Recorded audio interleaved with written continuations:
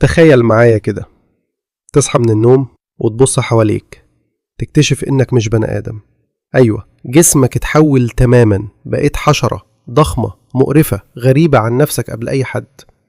والمصيبة إنك لسه جواك، لسه عقلك شغال، بس محدش شايفك كإنسان تاني. أهلا بيك في رواية التحول، تحفة سوداوية من تأليف فرانز كافكا.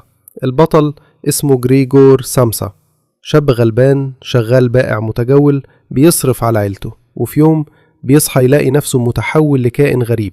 بس بدل ما الناس تسأل ايه اللي حصل ازاي نساعده، الكل بيبدأ ينفر منه. أهله اللي المفروض يحبوه ويخافوا عليه يخافوا منه.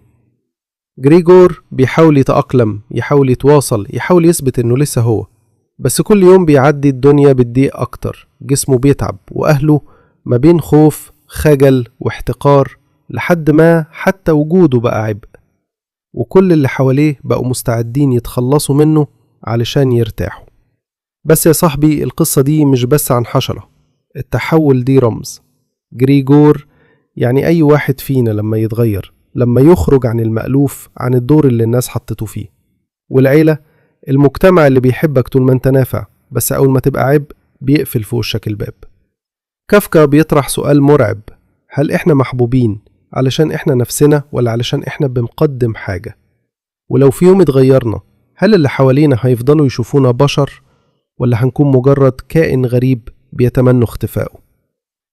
الرواية دي هتخليك تراجع كل حاجة، علاقاتك، شغلك، مكانك وسط الناس.